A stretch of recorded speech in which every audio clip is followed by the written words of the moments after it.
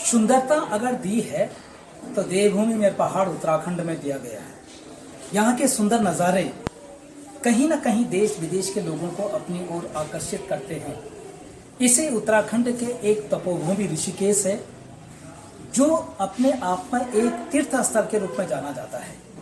आज यहाँ पर नगर निगम के माध्यम से पीएम श्री राजकीय इंटर कॉलेज IGPL ऋषिकेश में जो है कि एक जो यहाँ पर राष्ट्रीय स्वच्छता वायु कार्यक्रम चलाया जा रहा है, उसके तहत स्वच्छता अभियान चलाया गया और साथ ही जो है कि एक चित्रकला प्रतियोगिता का भी आयोजन किया गया।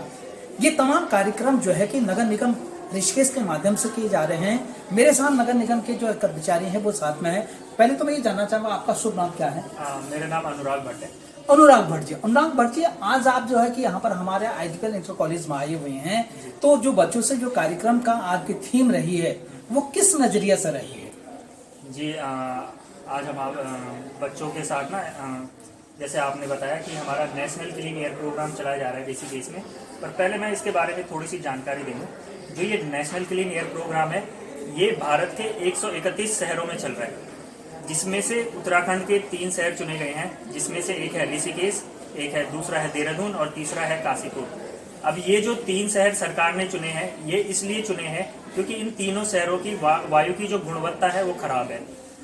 बदकिस्मती से हमारे ऋषिकेश का AQI काफ़ी खराब रहता है, तो इसीलिए सरकार ने नगर निगम को वो नेशनल क्लीन एयर प्रोग्राम चलाने के लिए वो किया है। तो इसी के तहत हम स्कूलों में जाके जन जागरूकता अभियान कर रहे हैं। इसी के तहत आज हम IDPL PM श्री स्कूल में आए, जहाँ पर हमने बच्चों के साथ एक कलाकृति का एक कंपटीशन करवाया, जिसमें से बच्चों ने जो पेंटिंग बनाई है, जो आर्ट बनाई है, उसका जो मेन टॉपिक था वो था प्रदूषण, वायु प्रदूषण। चाहे वो किसी भी प्रकार का प्रदूषण है, चाहे वो वायु प्रदूषण हो, चाहे वो जल प्रदूषण हो, चाहे वो सॉइल पॉल्यूशन हो। तो जब प्रदूषण की जब हम बात करते हैं तो ज़्यादातर लोग इस बारे में जागरूक नहीं रहते, पर जो हमारे बच्चे हैं, जो खासकर स्कूल में पढ़ने वाले बच्चे हैं, वो हमारा भविष्य है। तो अगर उन बच्चों को अगर बेसिक से ही, बच्चों को ही अगर बचपन से ही अगर हम इसके पर्यावरण के प्रति, प्रदूषण के प्रति, वायु प्रदूषण के प्रति अगर हम उनको जागरूक करते हैं, तो वो भविष्य में जाकर हमारे जो देश है उसका कुछ भला कर पाएंगे। देश में प्रदूषण जिससे कम हो पाएगा, तो यही हमारा वो है। बिल्कुल निश्चित तरीके से कि जिस तरीके से यहाँ पर देखा जा रहा, सुंदर बहुत ही खूबसूरत प्रदेश है। अब 4 धाम यात्रा भी शुरू होने वाले हैं।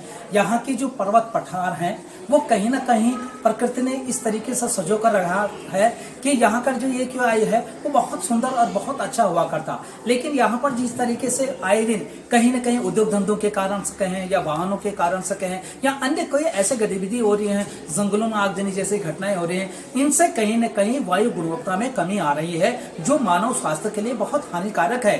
अगर उस पर रोक नहीं लगाए गए तो शरीर से संबंधित यानी कि स्वास्थ्य यानी कि हमारा फेफड़ों से संबंधित कहीं ना कहीं जो कि चाहे फेफड़े हैं, लीवर हैं या पेट से संबंधित कई इस तरीके की बीमारियां हम लोगों में हो सकते हैं। तो इस चीजों से बचने के लिए हमें जन जन को जागरूक को प्रेरित करना है। इसके लिए जो है कि जो नगर निगम ऋषिकेश के हैं, उन्होंने बच्चों स्कूलों को पकड़ा हुआ है। स्कूलों के माध्यम से वो जागरूक को प्रेरित करने का जो है कि कार्य करना है।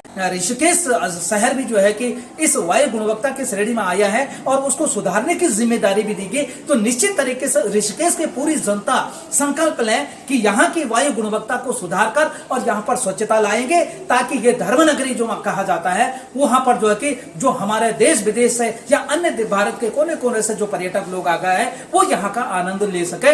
इन्हीं संकल्पों के साथ हम देवभूमि उत्तराखंड के ऋषिकेश जो तीर्थ नगरी के नाम से जाना जाता है, उसको स्वच्छ सुंदर बनाने का संकल्प लेते हैं। इन्हीं लफ्जों के साथ आपका पर्यावरणविद वृक्ष मित्र डॉक्टर त्रिलोकचंद सोनी। उत्तराखंड, स्वच्छ उत्तराखंड, स्वच्छ उत्तराखंड।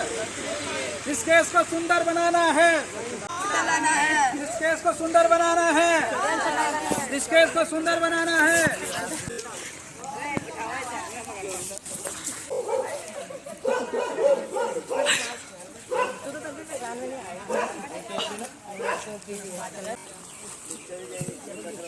जो भी आई पेड़ के